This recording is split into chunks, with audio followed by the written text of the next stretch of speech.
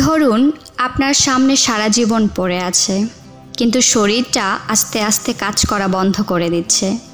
আপনি কথা বলতে পারবেন না, নড়তেও পারবেন না, তবু আপনি হাল ছাড়েন না, বরং আপনি হয়ে ওঠেন বিশ্বের অন্যতম শ্রেষ্ঠ বিজ্ঞানী। এই অসম্ভবকে সম্ভব করেছেন স্টিফেন হকিং।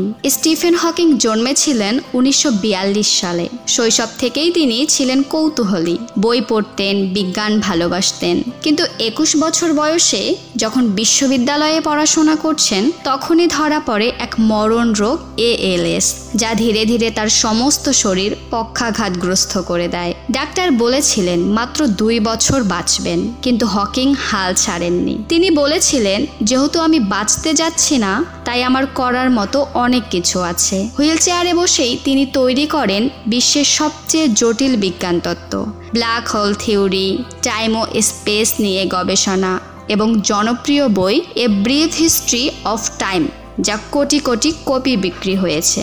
স্টিফেন হকিং কণ্ঠ হারালেও হারাননি কণ্ঠস্বর। কম্পিউটার কণ্ঠ হলেও তিনি বলতেন এমন কথা যা অনুপ্রেরণার আগুন জ্বালায়। However difficult life may seem, there is always something you can do and succeed at. তিনি প্রমাণ করেছিলেন, মনের শক্তি যদি অটুট থাকে, তবে শরীরের সীমাবদ্ধতা আপনাকে থামাতে পারে না। স্টিফেন হকিং ছিলেন শুধু একজন বিজ্ঞানী নয়, তিনি ছিলেন লক্ষ লক্ষ মানুষের আলোকবর্তিকা, এক জীবন্ত বার্তা। Life is not about limitations, it's about possibilities.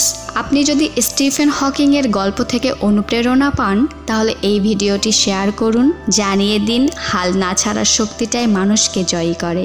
Subscribe করুন উদ্দীপনা, প্রতিদিন নিজেকে একটু একটু করে জাগিয়ে তুলুন।